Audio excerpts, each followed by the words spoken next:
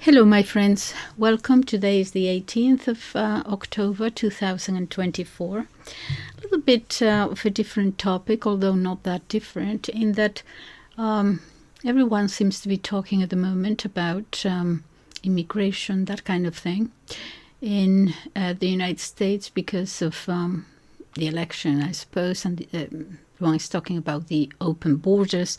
Here in Great Britain also the question of immigration is very much the top of the agenda in terms of people being concerned about it. And I decided to just say a few words about it because about a month ago I remember watching a video with Tucker Carlson, who was in Australia at the time. He was touring Australia, and he gave a talk and about, I don't know, politics, what is happening in the United States, I suppose. I don't quite remember what the topic was about.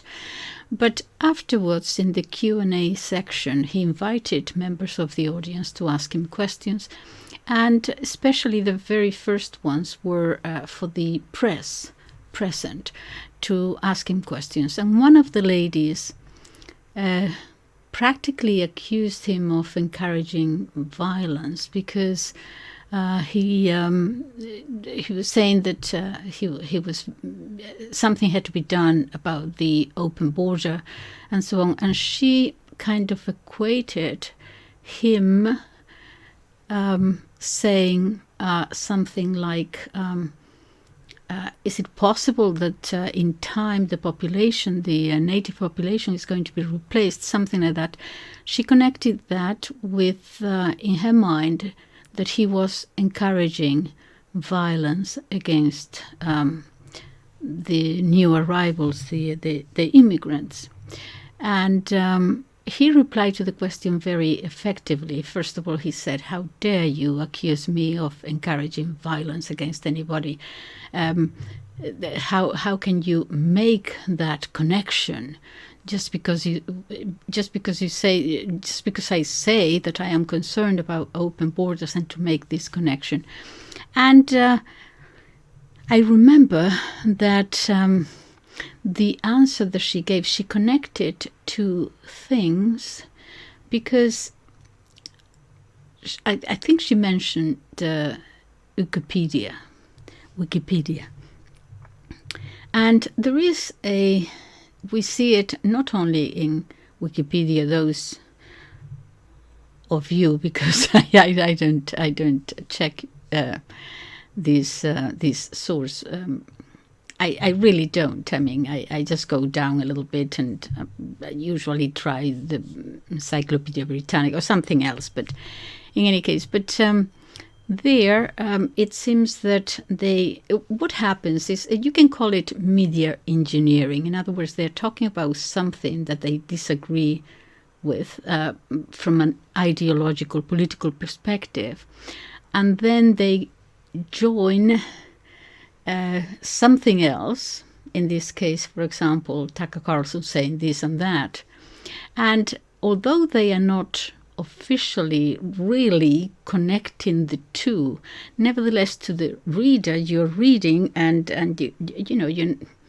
you're not focusing perhaps all that much, and you actually see, open borders and then violence, and this person said this, and so in your mind you connect the two thoughts, and that is done on purpose, it seems. Anyway, so there is this replacement, and I have to be careful with the words because I don't know whether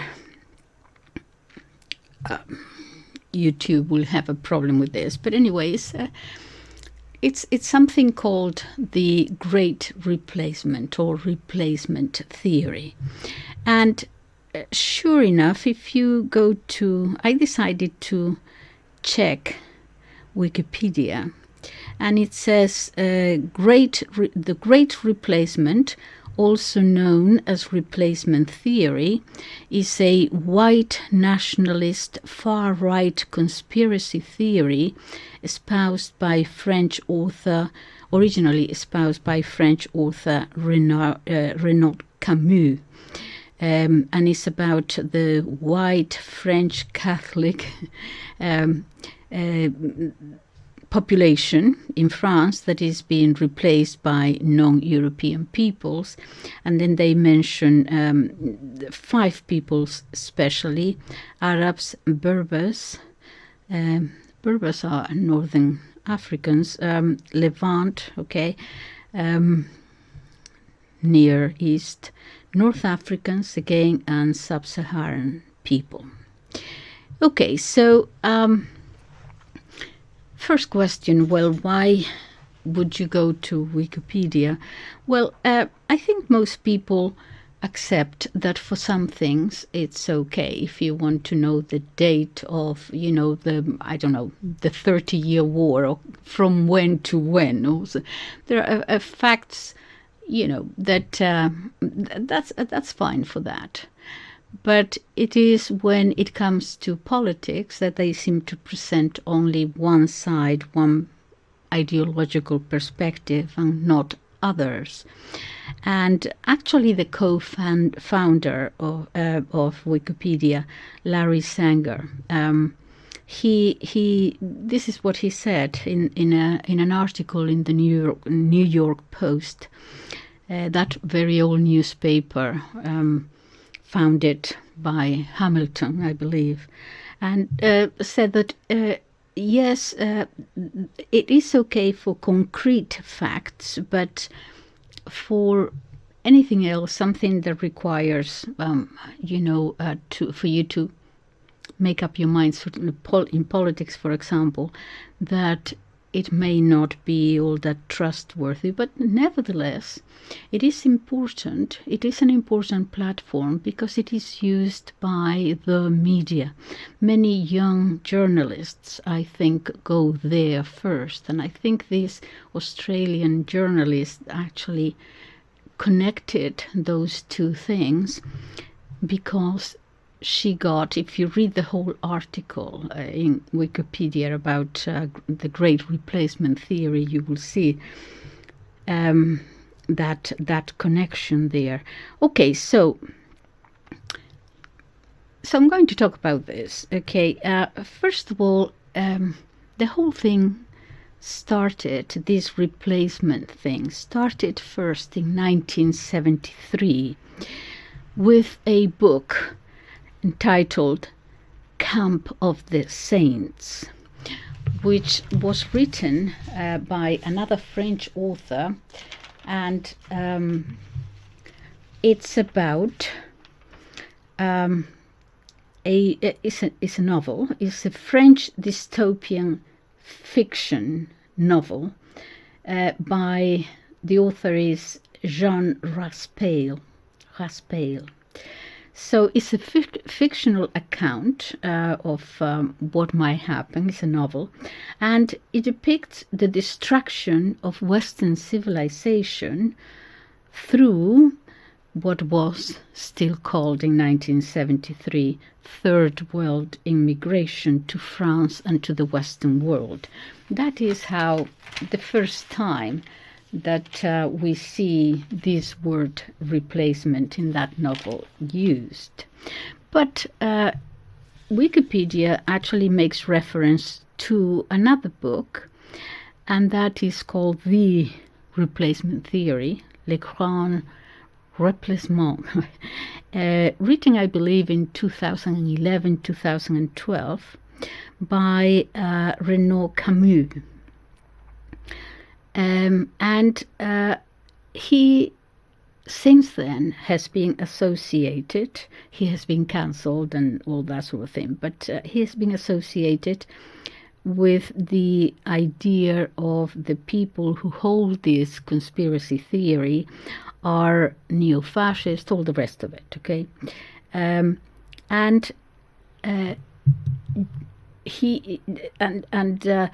These people will join that theory, extrapolate that theory, as it were, to 2015 and what happened with the Syrian refugees.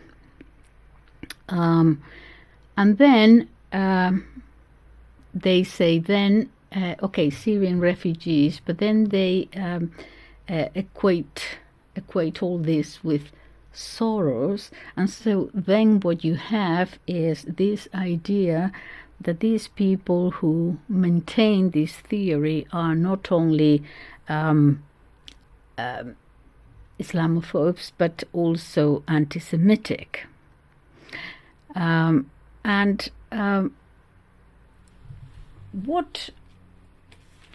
So anyway, to hold this theory is a bad thing, is a conspiracy theory, and it is held by these extreme right-wing white nationalist people. I went to the book and, Camus says, there is a sentence here, he says, "It is not a conspiracy, it's an observation." Quote, "What Europeans have done is to turn their backs on their own culture, to loathe it, to mock it, and to forget it.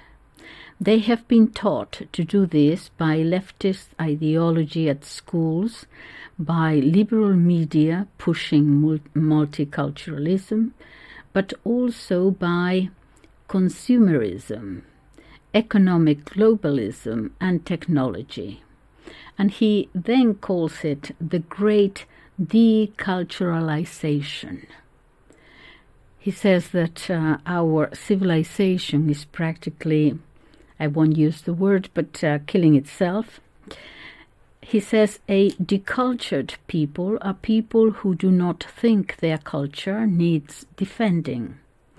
Those who stand up for Christianity, which is the traditional culture of Europe,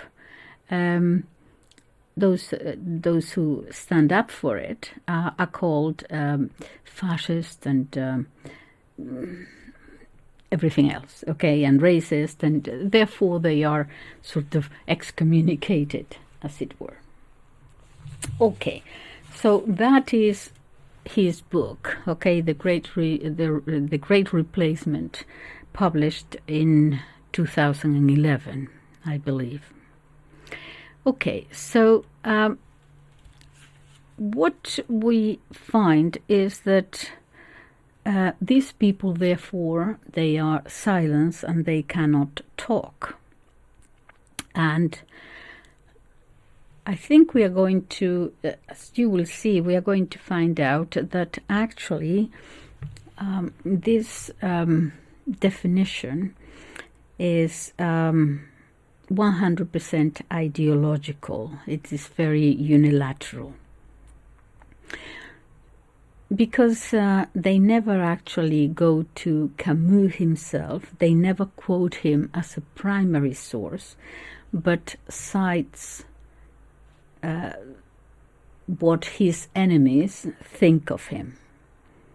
So, academically speaking, this great article in Wikipedia about this theory is not correct.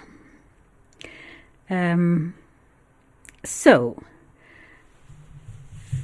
I said, okay, how do I find more about this? I want to get deeper into this issue, into the books and into how it has developed and who holds this so-called conspiracy theory. And I have been watching. You know that I go when I talk to you about one specific issue, is because I have checked. I am sort of more or less aware of what is published in the English-speaking world, but I also have the advantage of checking, because of my language checking, Latin America and Spain, and also French press, because, well, my French is not as good as it used to be, but I did learn it at school, and I lived in France for 4 years, and it is.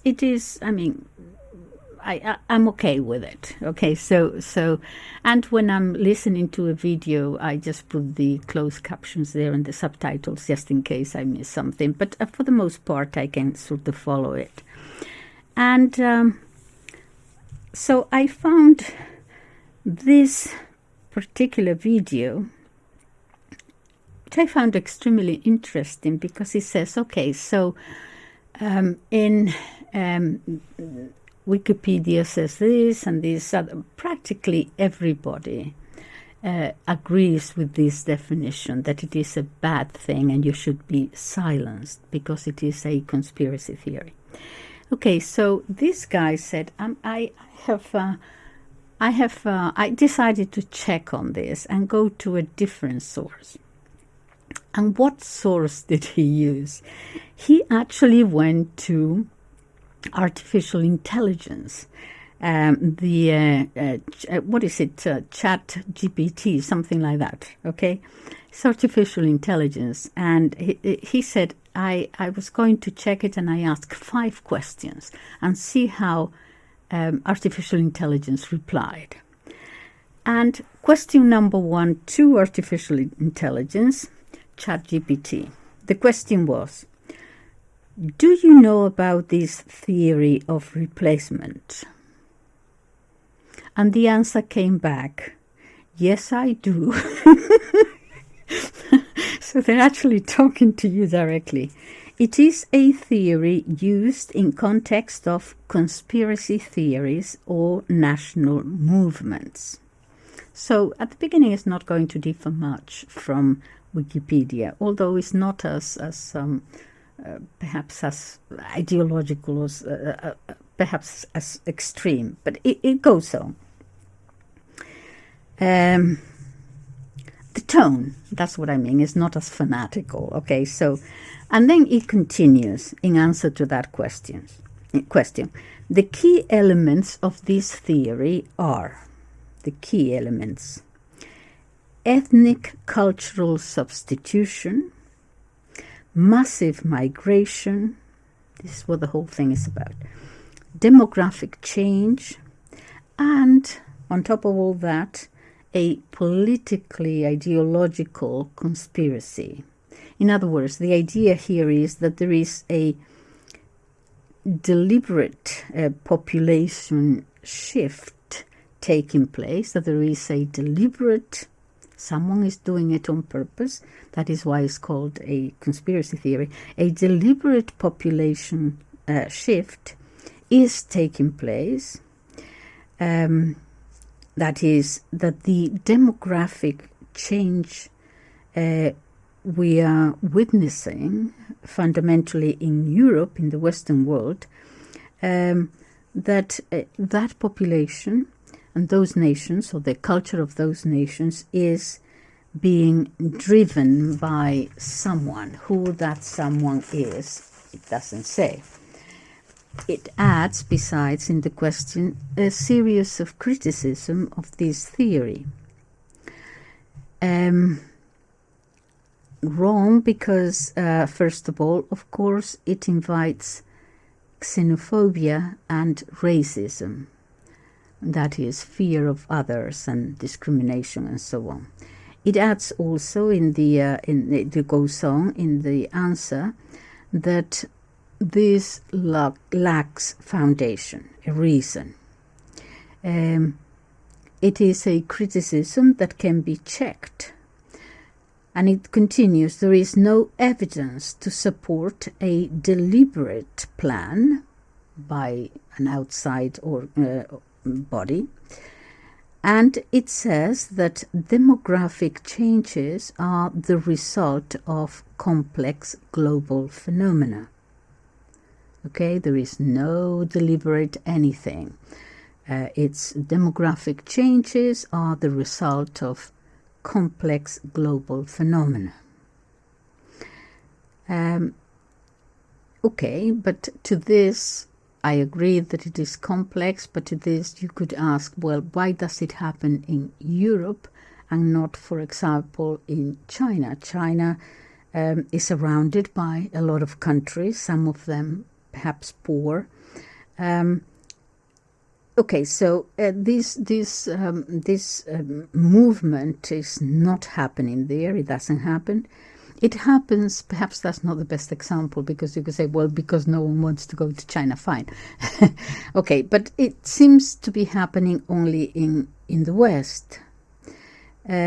So artificial intelligence, AI says, political conspiracy is a simplistic generalization because societies are always changing and evolving.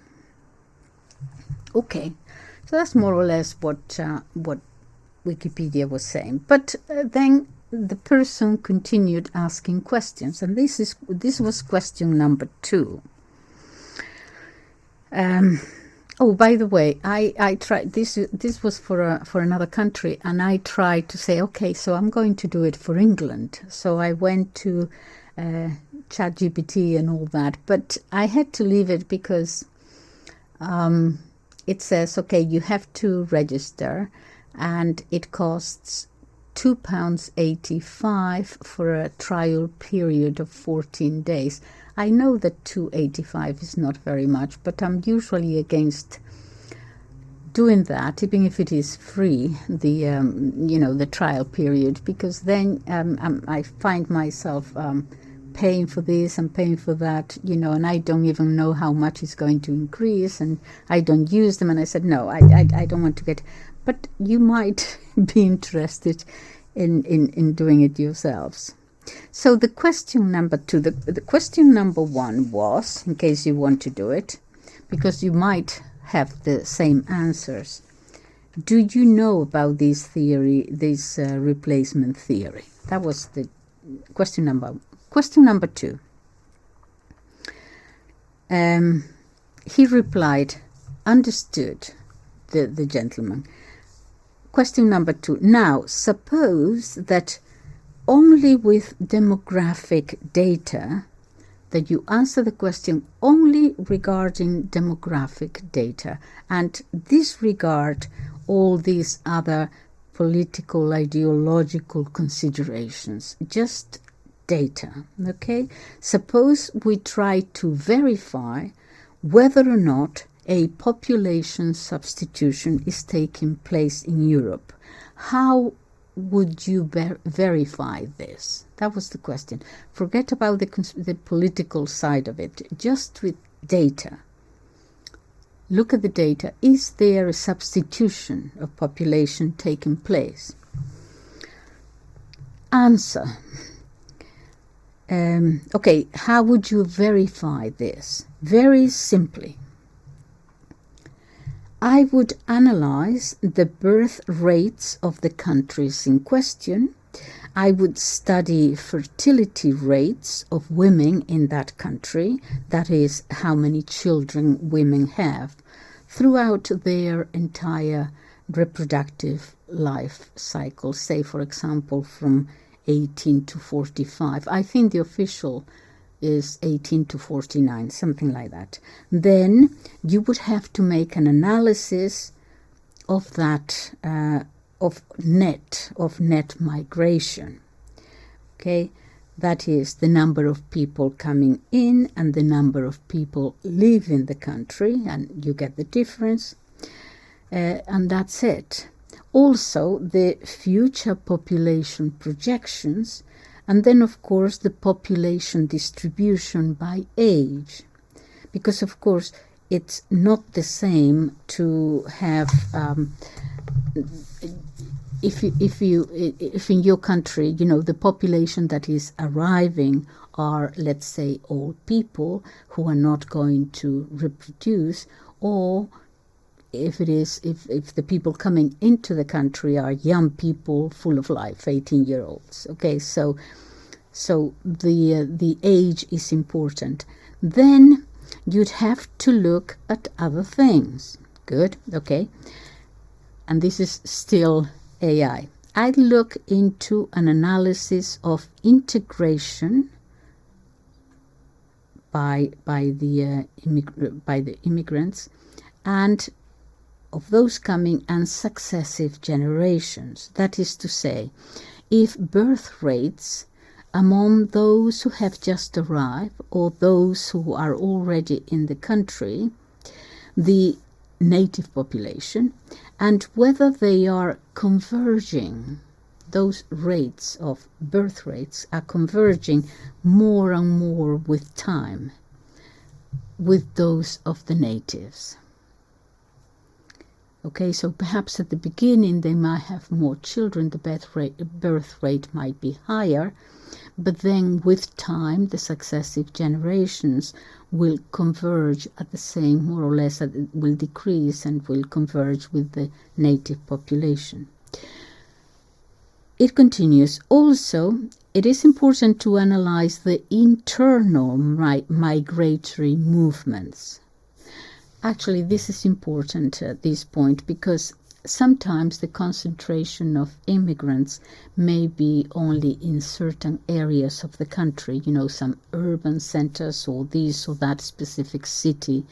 And you have to take this into account because otherwise it might give you a false image that that is what is happening in the rest of the country, and it is not. So obviously, you know, the concentration, you have to look into that.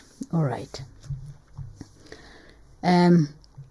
What indicators could suggest a substitution of populations? Well, the greatest proportion of immigrants and their descendants, or at least an increasing proportion of immigrants and their descendants. A dependence of population growth on immigration. Okay, what he's saying here is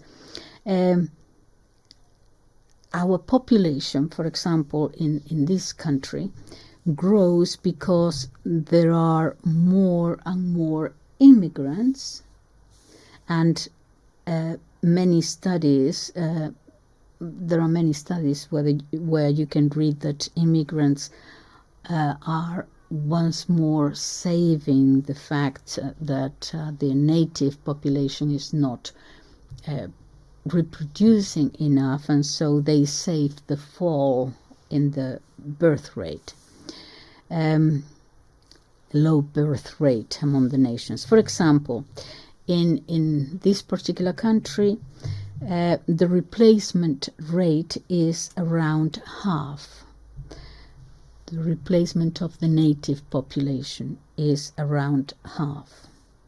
The replacement should be at least 2 children, yes, but for the population to grow, it should be at least 2.1. We're getting into statistics here, but 2 is not enough. In some countries, it is as low as 1.19.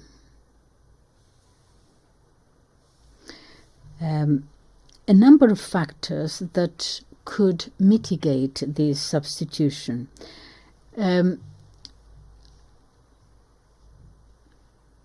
Could bring it more in line, yes. Convergence of birth rates. For example, those newly arrived to go adapting their birth rate to the natives' birth rate. A lower rate of future immigration. That is, for example, this could be achieved by the government deciding not to accept so many or closing the doors altogether or something like that, okay? Also of the immigrant population mixing, that there is also a cultural integration. All these factors could make this substitution disappear. So, question number 3. Could you, AI, try a demonstration of this? Answer, of course. And because this guy is in Spain, it's going to talk about Spain, but just 1 or 2 numbers. The birth rate in Spain, according to the National Institute of Statistics, in 2021 was 1.19. And when comparing this rate to the birth rate of immigrant women, it is clear that the immigrant women tend to have fewer and fewer children with time. And he gives the numbers. But even then, even though with time they have less and less, fewer and fewer children, they are still well above the native population rate. The projection of births of foreign nationals, and this again is according to the official government data, the projection of the birth rate of foreign nationals, and this is for 2021, is 22.6%. These are births of foreign mothers. But the number of the rate of immigrants, it's only 11.1% in 2021 of the total population. In other words, the immigration is 11.1%, but the birth rate is 22.6% of the total population. So proportionally here, there is a major difference. Also to be taken into account, the migratory flows. This has been verified that in 2022 there have been 450,000 new immigrants added to the total population. This is very important. It's a very important fact to take into account. And all of them were non-European. The projection of future population, again according to official government sources and also sources from the UN and other bodies, it is clear that by 2050, the proportion of immigrants and their descendants over the total population will be very, very large. The model that they propose, this AI, this system, is based on data taken, as I said, by official sources, and it comes up with a native population by 2050. The native population will be reduced to about a quarter of what it is today. And this is in this particular country. There are others in Europe that might be more or less the same. So by 2050, a population of immigrants will be actually in a majority in the country. 2050 may be far away for many, but it's not really. I mean, I won't be here, but... So, question number 4. The decrease in the size of the aging population in this model that you are using, AI, is linear or follows another model.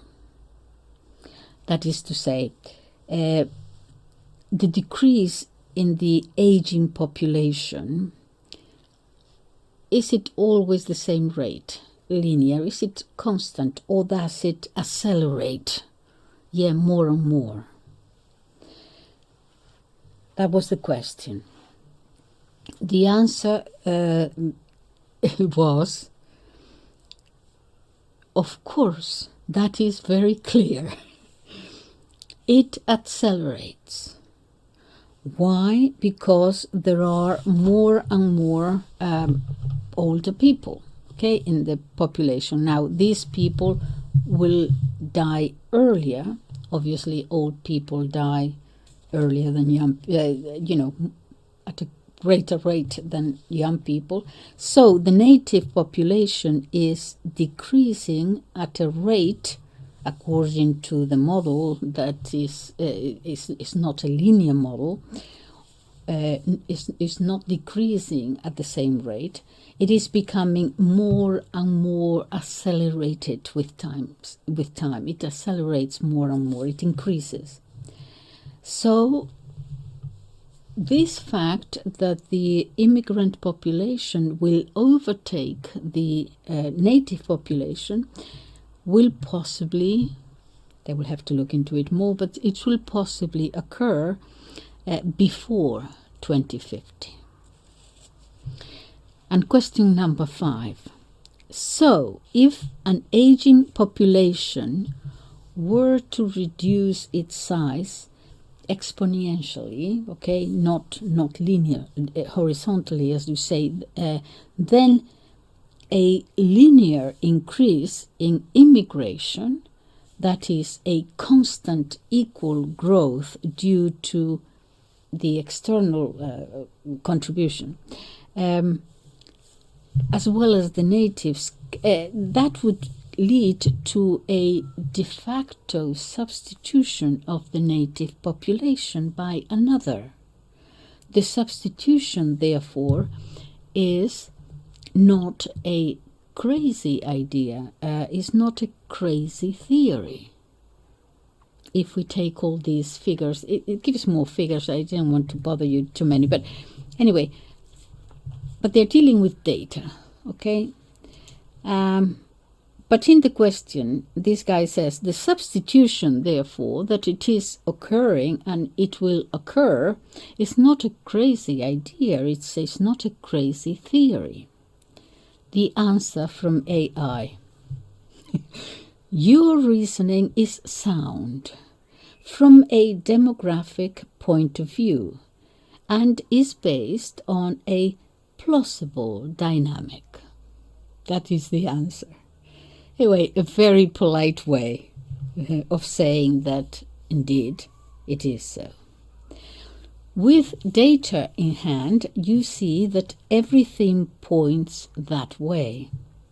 Strictly from a demographic perspective, the idea of population substitution is plausible in some European context if the natives' birth rate decreases, the aging population increases, and even if the influx of immigration is constant. So this is what is happening in some countries in Europe. It is not an invention. It is not an ideological prejudice. This is what it is if you look at the data. And AI continues. It will not, however, be an abrupt phenomenon. Yes, that's true. It's happening progressively. So it will be complex, it says, but it is going to happen because all the parameters that control the growth in population point in that direction. And this will be the same for other European countries. Okay, so those were the 5 questions that this person asked him. Okay, so let's talk about it now. If you have the facts and the numbers and you're looking at them, you conclude that if things continued within these parameters, okay, that there will be a substitution of the majority becoming a minority and the minority becoming a majority in a given country. All right.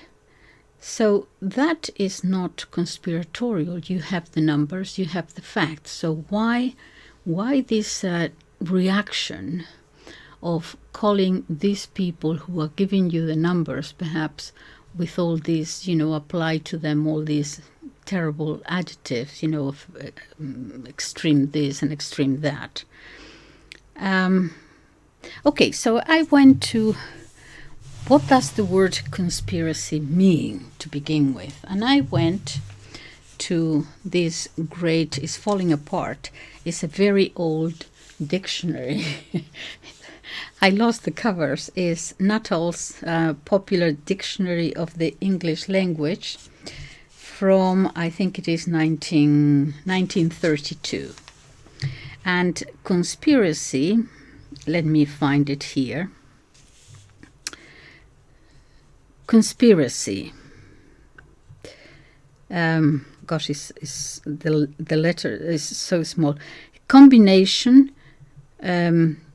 for an evil purpose or to commit a crime, particularly some act of treason in concert, or a plot or concurrence.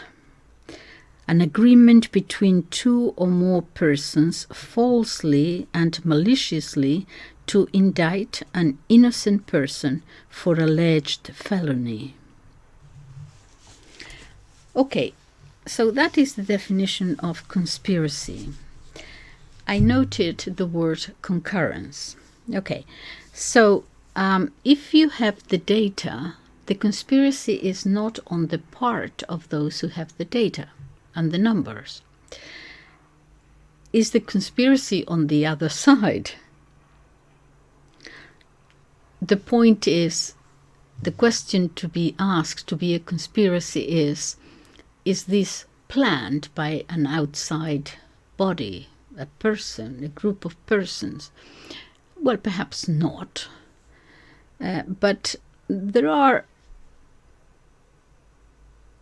the people who are denying it are perhaps, we have to consider, are the same people who have caused the situation whereby some people have to leave their country and go to some other place where they can have a life and have a better go at life.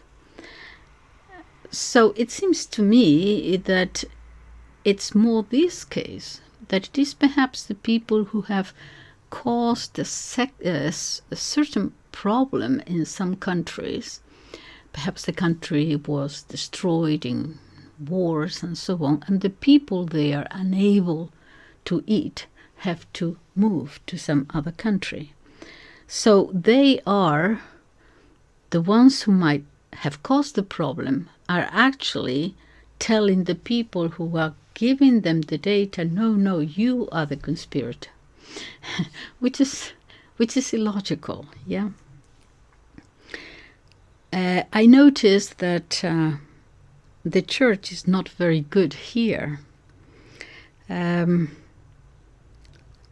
church doesn't seem to be terribly interested in preserving and protecting doctrine, but they have moved into this moralism and sentimentalism.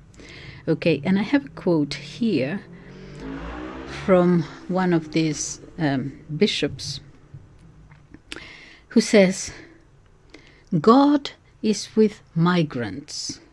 By the way, the word migrant might not be right. Birds are migrants,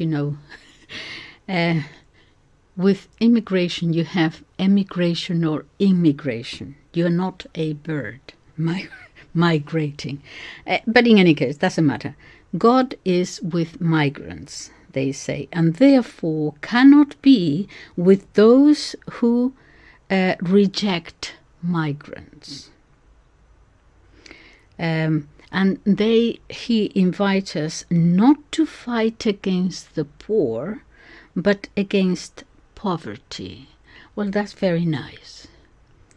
Poverty is an abstract term. We are all against poverty. But the question is, when you try to solve it, you cannot solve an idea, an abstract. You have to deal with the situation. This is a way of confusing, yes? All of us are against poverty.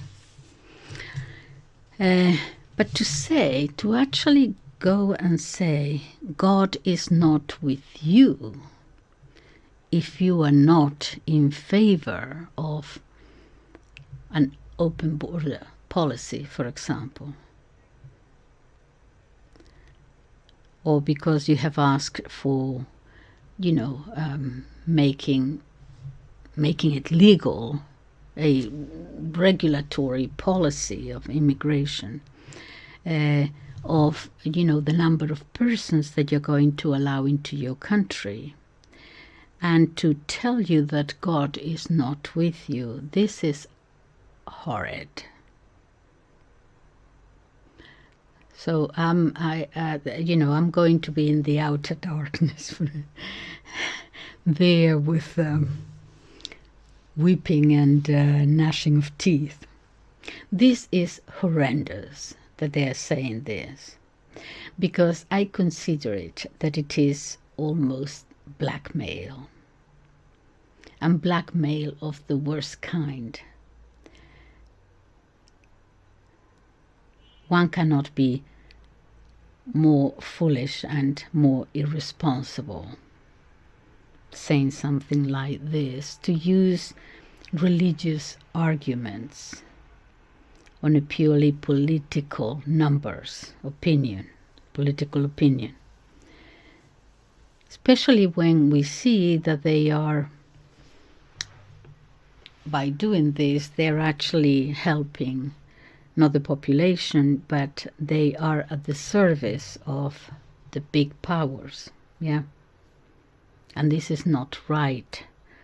They're confusing people, I think, on purpose. Confuse the flock. It's not the first time that they do this. And yes, and what is to be done anyway, besides being against poverty? Because it seems that you're damn if you do and damn if you don't, condemned to all eternity. So let's get the bull by the horns a little bit here. Okay, first of all, when they talk about haters, this is not licit and it is not right. It is perfectly all right, and it is licit and it is legitimate to love what is ours.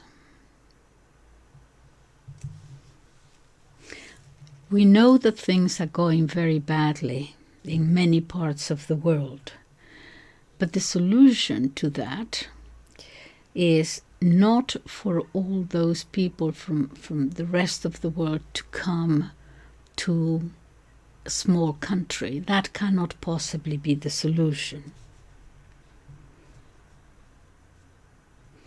Especially, as I said, since the problems that they are encountering in those countries might be the consequences of acts and policies perpetrated by those who then make the general population pay for it again. The just paying for the things done by the unjust. I'm looking at the map here, for example, and I'm saying, huge numbers of people from many countries in the world coming, let's say, to Europe. In this particular case, for example, I'm in England, so to England. Now look at the size of England. I'm looking at it in the map. Look at the size of Russia in the map. Okay. What is it, 13 or 15 time zones? All right. Now, Russia has a population of 130, 150, something like that, million people. And look at the size of England and how many people here, 70 million, 75 now, something like that. Clearly, there are limited resources and there is a limited space. Now, in Russia, for example, they need population. So the government has these policies of helping married couples and families and helping them with, paying less taxes and so on if you have children, because they need people there. But imagine, for example, if you go to Russia with all that land, they obviously need more people. You can probably actually, anyone would be able to perhaps purchase a little bit of land for perhaps not very much, actually. So what I'm saying is that it is licit, it is rational, and it is just for a small country and for the people of that country to wonder whether, they can actually take people who, through no fault of their own, have to leave their country because someone else has done something to their country, but they all come to the same place. That is the situation. So why is it so bad to ask, okay, how else can this be resolved? Instead of just saying, well, if you ask questions about it, or if you bring the numbers or whatever, you are the this, that, and the other. It's something that has to be resolved. It cannot continue like this. Let us at least be just and fair and rational and prudent. Because governments have a responsibility to their citizens, not just to those who give them orders. Anyway, those are my thoughts for today. Thank you very much for listening. Bye-bye.